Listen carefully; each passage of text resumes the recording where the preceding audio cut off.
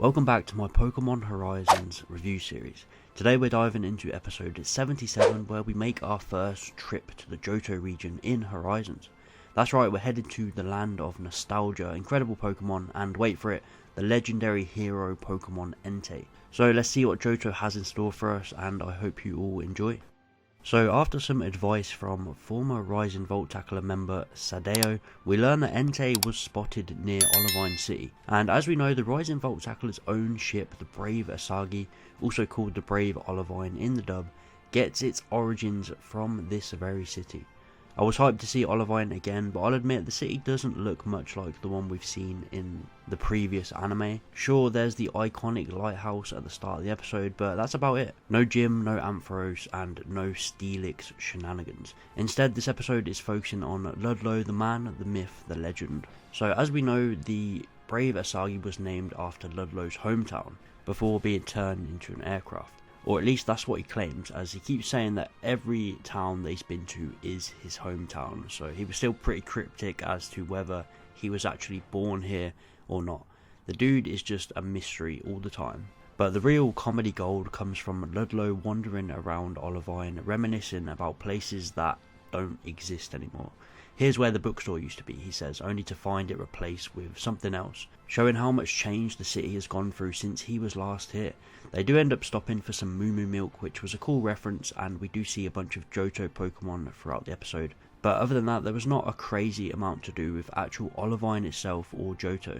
They meet this wacky fisherman dude who is obsessed with these old films, and the star of all these films looks pretty familiar.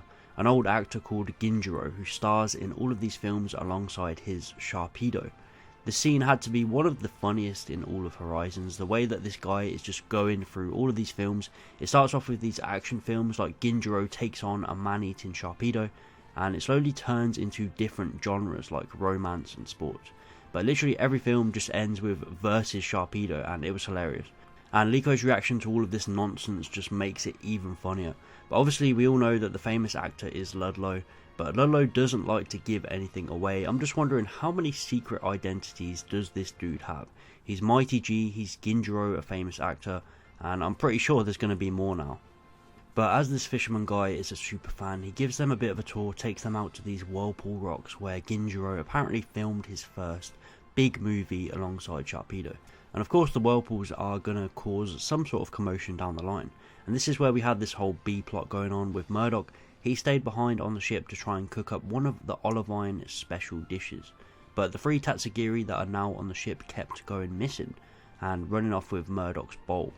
And somehow they float away into the water, and yes, they end up stuck in this whirlpool going round and round. I also want to mention my boy Killer Wattrel being done dirty here again, afraid of swooping in and just rescuing them because he gets so confused by the swirls that it basically knocks him out. But obviously we needed some sort of obstacle to overcome. We needed a hero to come to the rescue, and he arrives, Mighty G. It was so funny how Ludlow was trying to secretly go and change while this fisherman was just holding on to him asking for help. But he arrives in style atop his Sharpedo, and it was just so much fun seeing him again and seeing the fisherman geeking out, realising that Mighty G and Ginjiro are the same person, with absolutely no one putting together that Ludlow is both of them despite him disappearing.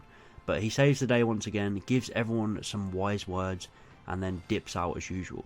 It's just so fun seeing this persona again. I love how Horizons has given Ludlow this mysterious personality, and how literally no one knows that he is a secret hero.